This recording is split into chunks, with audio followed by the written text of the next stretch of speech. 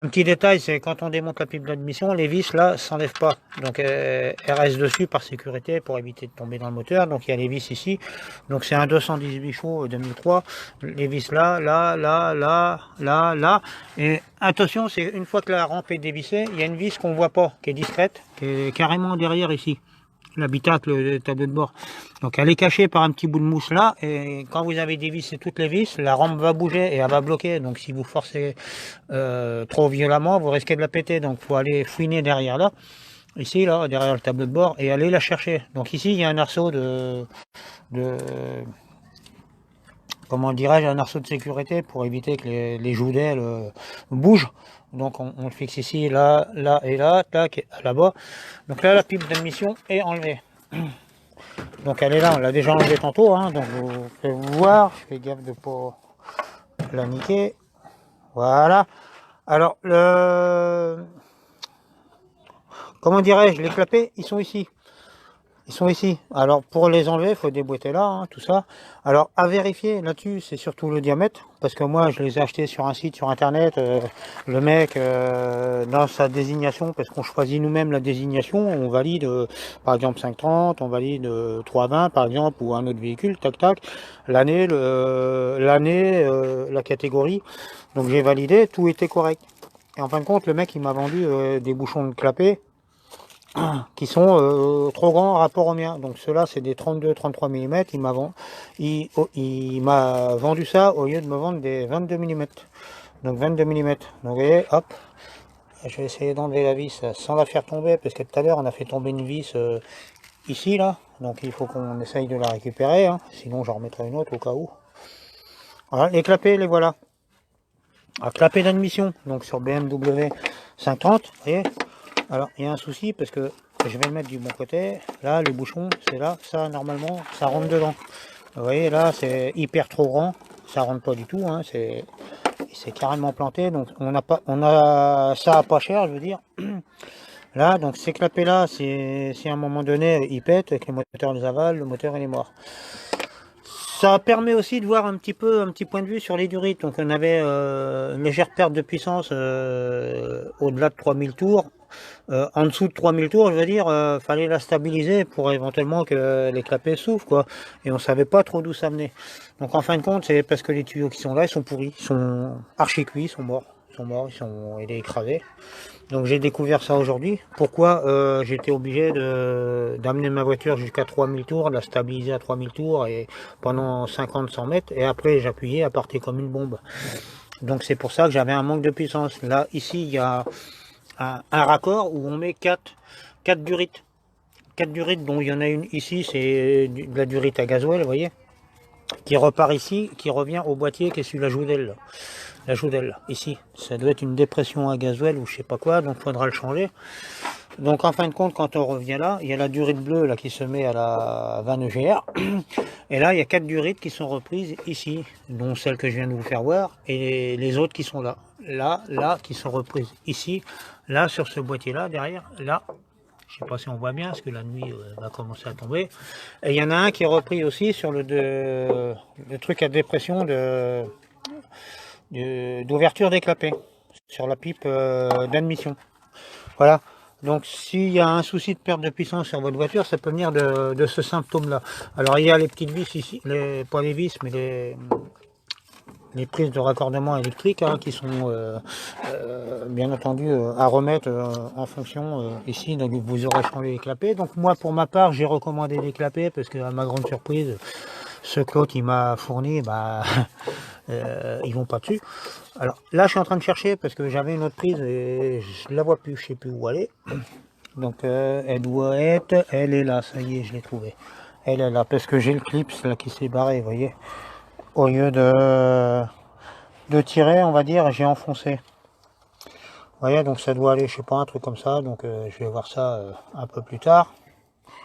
Ça doit aller dans un système comme ceci. Donc l'autre prise, je sais pas où elle est. Ça, c'est une bonne question. Donc je vais la retrouver plus tard. Ça, c'est pas un problème. Quand je vais m'y remettre, quand je vais retrouver la position exacte de ce machin-là, elle doit être dans le coin. Donc je le remettrai plus tard. Alors ben je me retrouve avec un kit de bouchons en diamètre 33 au lieu de 22. Donc si quelqu'un dans le groupe par exemple en cherche un en diamètre 33, ben, je peux y laisser pour pas cher, hein, me le dire rapidement parce que j'ai écrit au vendeur. Et le vendeur en fin de compte, ben, il s'est planté parce qu'il avait mis 6 Astérix 33 au lieu de mettre 6 par 33 ou 6 par 22 multiplié par pour le diamètre, vous voyez. Donc c'est à confusion et dans sa désignation automatique sur le site, ça donnait bien les coordonnées de cette voiture là.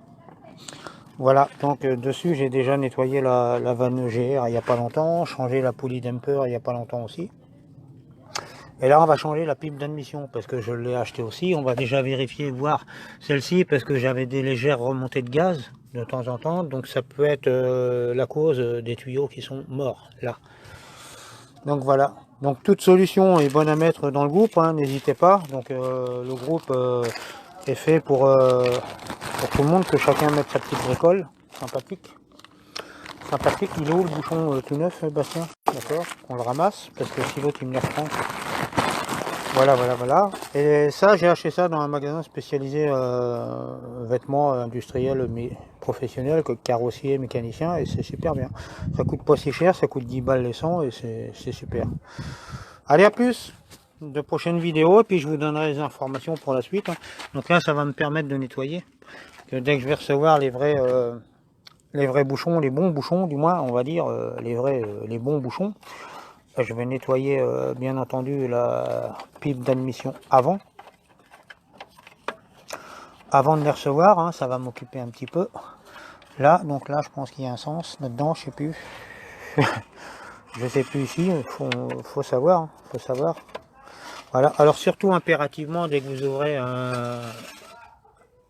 comment dirais-je, dès que vous enlevez soit l'admission ou quoi que ce soit, injecteur toujours protégé, qu'il n'y ait pas de merde qui tombe dedans, un boulon, une connerie comme ça. Si vous pouvez pas le renlever, vous êtes dans la mouise. Là, je remets la vis, c'est une petite vis qu'on a paumée, donc l'autre, je sais pas où elle est tombée dans le bazar, donc je verrai si je peux la récupérer par-dessous, pas le carter, mais le cache. Alors pour bien accéder ici, il faut démonter tout ce qui est là, il faut tout dépouiller, tout dépouiller, tout ce qui est ici, filtre d'habitacle, tout, faut tout dépouiller.